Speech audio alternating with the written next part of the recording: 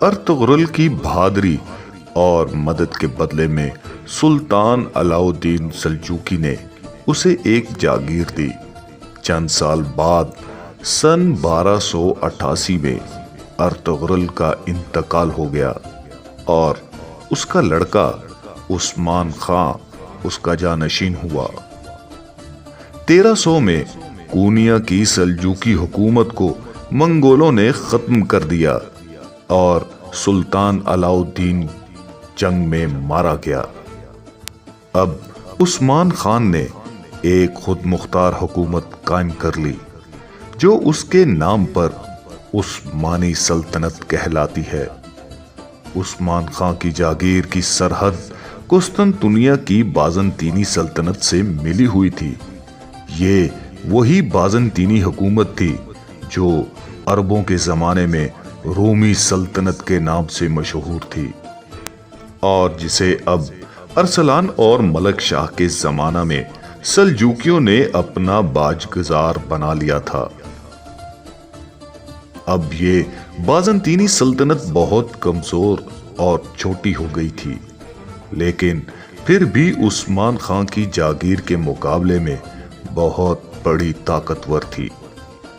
بازنطینی قلعہ دار عثمان کی جاگیر پر حملے کرتے رہتے تھے، جس کی وجہ سے عثمان خان میں اور بازنطینی حکومت کے درمیان لڑائی شروع ہو گئی تھی۔ عثمان خان نے ان لڑائیوں میں بڑی بہادری اور قابلیت کا ثبوت دیا اور بہت سے علاقے فتح کر لیے، جن میں بروسا کا مشہور شہر بھی شامل تھا۔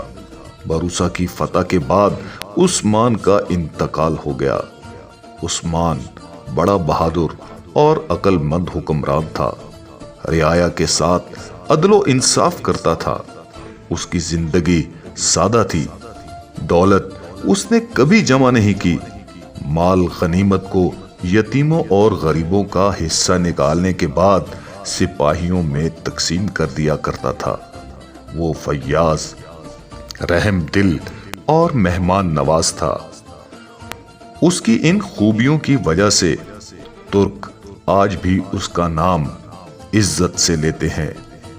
اس کے بعد یہ رواج ہو گیا کہ جب کوئی بادشاہ تخت پر بیٹھتا تھا تو عثمان کی تلوار اس کی کمر سے باندھی جاتی تھی اور یہ دعا کی جاتی تھی کہ خدا اس میں بھی عثمان ہی جیسی خوبیاں پیدا کرے۔ عثمان کا صدر مقام اس کا شہر تھا۔ اس کے بعد بروسا عثمانیوں کا دارالحکومت ہو گیا۔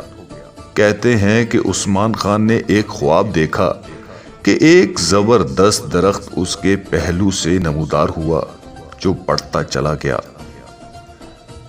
یہاں تک کہ اس کی شاخیں بحر و بر پر چھا گئیں۔ عثمان کے بعد اس کی اولاد میں بڑے بڑے بادشاہ ہوئے جنہوں نے اس کے خواب کو سچا کر دکھایا۔ تاریخ اسلام میں کسی خاندان کی حکومت اتنے عرصے تک نہیں رہی جتنے عرصے تک آل عثمان کی حکومت رہی، اور نہ ہی کسی خاندان میں آل عثمان کے برابر قابل حکمران ہوئے۔